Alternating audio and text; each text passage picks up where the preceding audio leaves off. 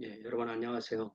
오늘은 수요일 7월 27일이고요. 사도행전 2장 1절부터 13절까지 말씀 함께 봅니다.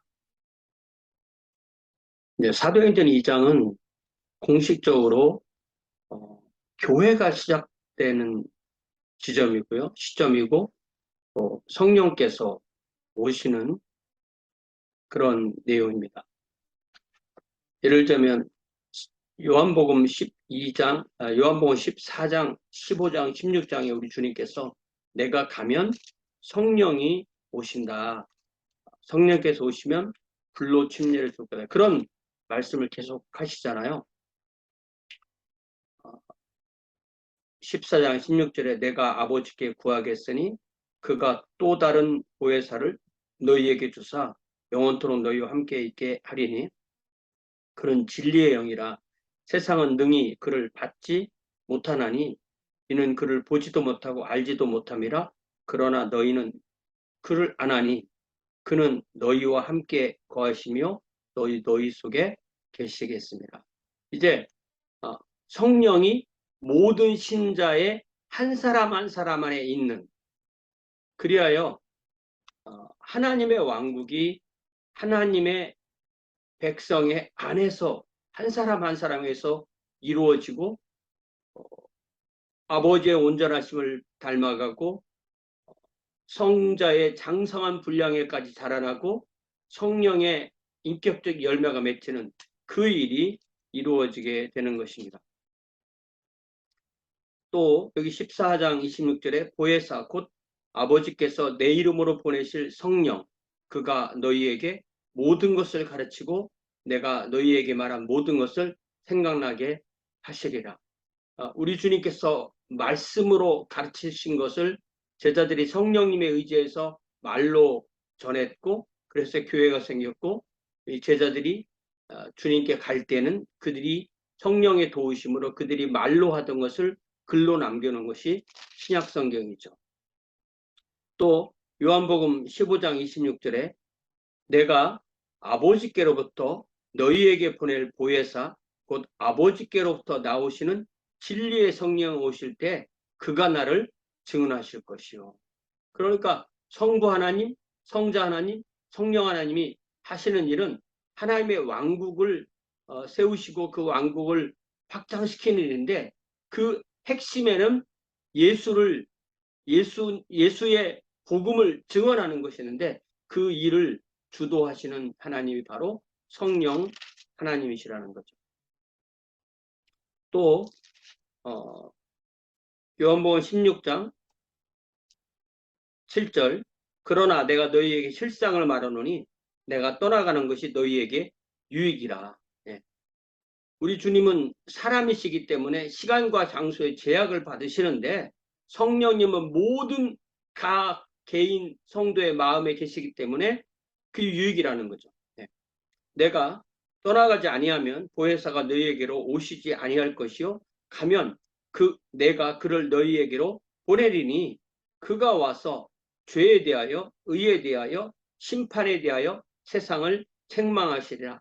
죄에 대한 개념을 윤리적인 개념에서 하나님과의 관계의 개념으로 바꾸고 의에 대한 개념을 윤리적인 관점에서 하나님과의 관계의 관점으로 바꾸시고 심판에 대한 관점을 윤리적인 관점에서 하나님과의 관계로 바꾸시는 그 일을 성령께서 하신다는 거죠. 죄에 대하여라면 그들이 나를 믿지 아니한 것이 죄다라는 것을 깨닫게 하시고 의에 대하여라면 내가 아버지께로 가니 너희가 다시 나를 보지 못하며 의의 기준이 예수님이라는 것을 깨닫게 하는 것이고 심판에 대하여라면 이 세상 임금이 심판을 받았습니다. 이 세상 임금 사탄이 심판을 받고 무저갱에 갇히게 되었다. 갇혔다라는 것을 알고 그 사탄을 따라하면 그렇게 심판을 받는다는 것을 성령께서 알려주신다는 거죠.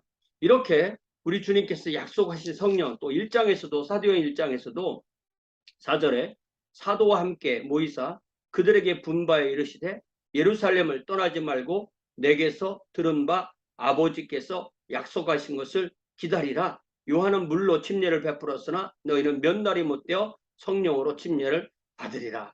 그러니까 예수님의 승천을 보고도 이 120명의 제자들은 예루살렘을 떠나지 않고 마가의 다락방을 중심으로 10일 동안 기도에 전념했고 그 사이에 했던 중요한 일은 가룟 유다를 대신하는 가룟 유다의 자리에 마띠아를 채우는, 제비 뽑아서 채우는 그 일이 있었죠. 자, 오순절 날이 이미 이름에 오순, 펜테코스트, 펜트라는 게 이게 다섯이라는 뜻이거든요. 그래서 펜테코스트 이게 이제 50일이 6월절에서 50일이 이제 6월절이 우리로 부활절과 비슷하거든요. 그러니까 부활절이 만약에 4월 중순이면 이 오순절은 6월 말 이렇게 되는 것입니다.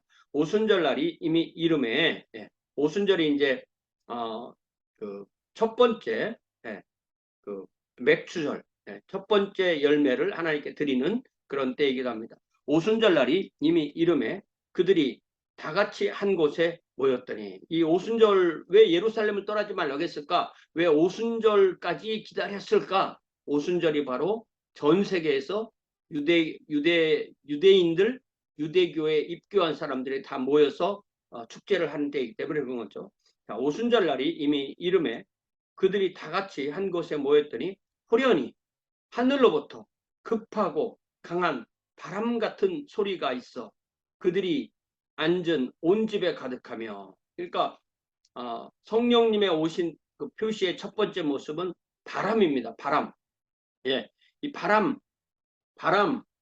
또 호흡, 또 영, 혼, 이게 다 히브리어로 루하이나 또 헬라어로 그리스어로 푸니우마나 이게 다 이 같은 단어를 쓰거든요. 이 영이나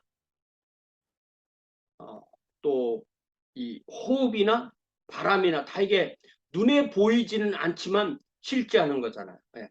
영이 없으면 죽는 거죠. 호흡이 없으면 죽는 거죠. 바람도 눈에 보이지 않지만 실제하는 거죠. 이 바람을 어떻게 하느냐?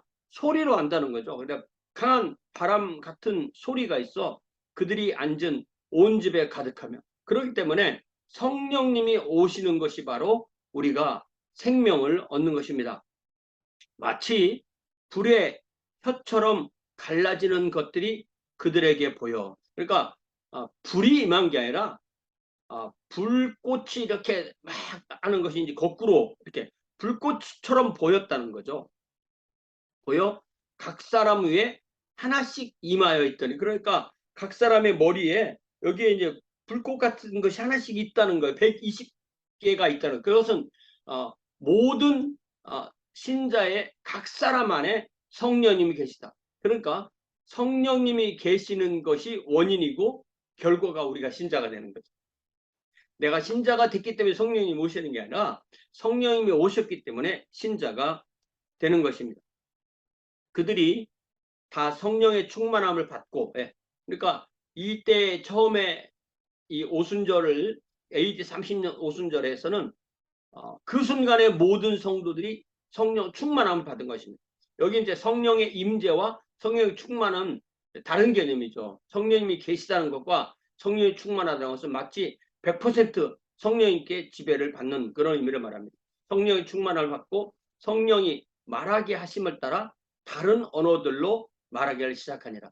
여기서 이 사도행전 2장에서 말한 이 다른 언어는 하나님께 기도하는 그런 언어가 아니고 복음을 전하는 언어이기 때문에 고린도 전서에서 말하는 방언과는 구별되는 방언으로 이해를 해야 하겠습니다. 그때 경건한 유대인들이 천하 각국으로부터 와서 예루살렘에 머물러 있더니 보통 뭐 6월절 또 오순절 또 초막절 이런 것은 안식일부터 안식일까지 8일 동안 하는 것이고 최대로 많이 모이면 100만 명까지 모인다고 합니다. 예루살렘에 머물러 있더니 이 제자들이 막 그 성령께서 강림하시는 소리 또 다른 언어로 말하는 소리, 이 소리가 나매 큰 무리가 모여 각각 자기의 방언, 자기의 언어로 제자들이 말하는 걸 듣고 소동하고 다 놀라 신기하게 여겼다. 그러니까 이 오순절의 역사는 창세기 11장에 나오는 바벨탑의 역사와 정확하게 반대인 겁니다. 바벨탑은 언어가 갈라져서 소통이 안 이루어지는 거였는데 이제는 언어가 합해져서 소통이 되는. 그래서 이제 14절부터는 베드로의 설교가 나오는데 이 베드로의 설교를 베드로는 이 아람어로 한 거잖아요. 그렇지만 이 아람어를 듣지 못하는 사람들도 다 이 설교를 들을 수가 있는 그런 역사가 이루어지게 된 것입니다. 다 놀라 신기하게 여겨 이르되 이 말하는 사람들이 다 갈릴리 사람이 아니냐. 그러니까 이 유대, 사마리아, 갈릴리 이렇게 있을 때 갈릴리만 해도 유대에서는 지방이니까 이 갈릴리식 이 아람어를 하는 사람들이 아니냐. 우리 각 사람이 난 곳 방언으로 듣게 되는 것이 어찌 됨이냐. 그러니까 이 성령님의 역사는 이 다른 언어들로 말을 할 때, 그러니까 이 120명의 이 제자가 120개의 다른 언어를 했다 이런 개념보다는 어떤 사람이 자기의 말을 해도 그 여러 가지 언어를 가진 사람이 동시에 자기네 언어로 동시 여러 언어로 통역되는 그런 방언이었다고 이해를 하면 좋을 것 같습니다. 자, 그렇게 돼 있잖아요. 그죠? 다른 언어로 말하기 시작했다. 예. 그것이 다른 언어로 듣게 되는 우리 각 사람이 난곳 방언으로 듣게 되는 것이 어찌 이게 이제 성령께서 하시는 특별한 역사인 거죠. 예. 자, 여기 이제 그들이 온 지역이 나오죠. 이 바데는 오늘날의 이란 지역이고요. 메데도 이란 지역이고요. 엘람도 이제 뭐 러시아 남부 이쪽이고요. 그다음에 메소포타미아, 이라크 지역이죠.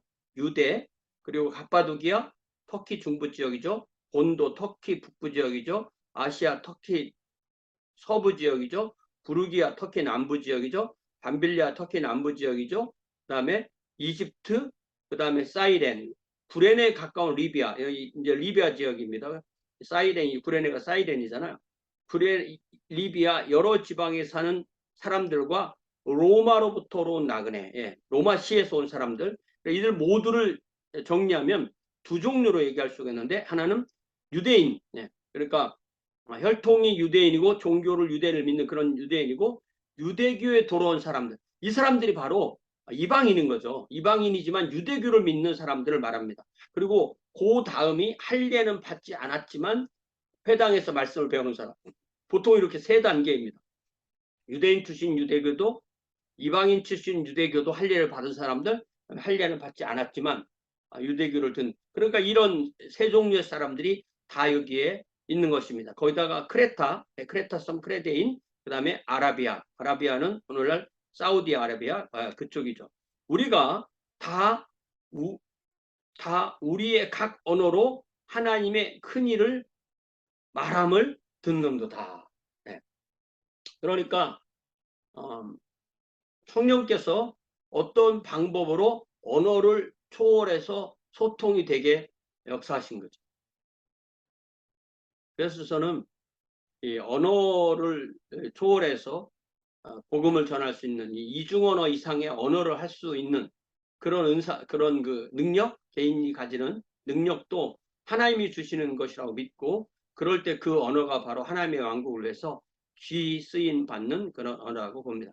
자, 여기에 나오는 이 한 15개 정도의 이 지역을 보면은 크게 로마 지역, 또 그리스 지역, 그 다음에 이 동쪽 지역, 그러니까 로마 제국과 로마 제국이 아닌, 그렇게 나눌 수가 있는데, 그렇게 볼 때 기독교는 처음부터 이 두 방향으로 갔다 알 수 있죠. 우리는 이제 교회사가 서구 중심이니까 서구 중심의 교회사를 생각하기 쉬운데 이 반 정도가 또 있다는 것도 기억을 해야 되는 것입니다.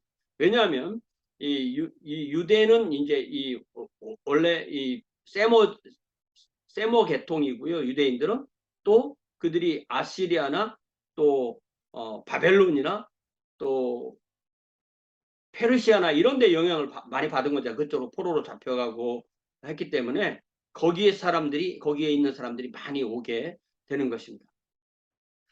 자, 다 놀라며 당황하며 서로 이르되 이 어찌된 일이냐. 여기에 이제 당황한다는 게 뭐냐면 이 중에는 이제 유대인들도 있고 많은 유대인들이 예수님이 십자가에 못 박혀 죽는 것이 옳다. 당연히 그렇게 돼야 된다고 생각했는데 이런 현상을 보니까 당황할 수밖에 없는 거죠.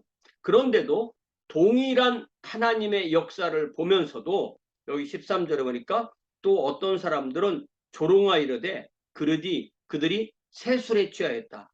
세술에 취하였다. 이렇게 말합니다. 그래서 나중에 바로 이제 베드로가 설교할 때 15절에 보니까 때가 제3시니 이게 이제 제3시는 6을 도하면 되니까 오전 9시거든요. 오전 9시인데 벌써 우리가 술 취한 건 아니고 세술이다 맞다. 세술이다. 성령의 술을 취한 거다. 이렇게 말을 하는 거죠.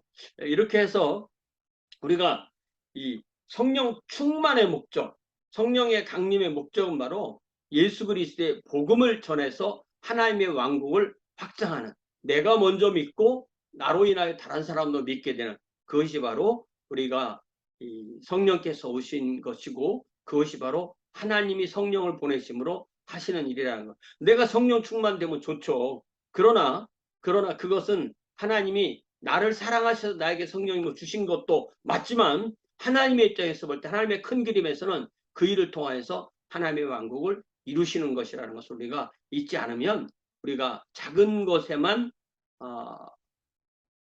함몰되고 하나님 보시는 큰 그림을 볼 수 없는 그런 결과를 빚기도 하는 것입니다. 우리가 성령 충만을 기대한다면, 성령 충만을 사모한다면 그 결과는 나를 통하여 예수 그리스도가 드러나는 것이 바로 성령 충만의 이 가장 중요한 목표. 그리하여 복음이 증언되고 하나님의 사랑이 드러나고 하나님의 왕국이 확장되는 그것에 쓰임받는 저와 여러분 되시기를 주님의 이름으로 부탁을 드립니다. 사랑의 아버지 하나님, 사도행전 2장의 이 감격의 현장을 다시 한번 우리에게 보게 하시고 주님 각 사람에게 성령께서 임하시고 성령 충만함으로 또한 언어의 장벽, 모든 장벽을 넘어서 하나님의 복음, 예수 그리스도의 복음, 성령님의 증언하심으로 하나님의 왕국이 확장되는 이 놀라운 그 시발점을 우리가 보게 되니 감사합니다. 주님, 우리 주님께서 우리에게 주신 보혜사 성령님, 우리의 곁에서 늘 우리를 위하여 말씀하시는 이 성령님의 가르쳐 주시는 대로 주님의 말씀을 깨닫고 그것이 인격이 되고 그것이 우리의 삶이 되어서 주님의 향기를 드러내는 귀한 주의 자녀들로 인도하여 주옵소서. 예수님의 이름으로 기도하옵나이다. 아멘. 네, 고맙습니다. 이번 7월 31일은 마지막 주일인데 우리가 7월의 마지막 주일 함께 모여 주님 앞에 예배하겠습니다. 고맙습니다.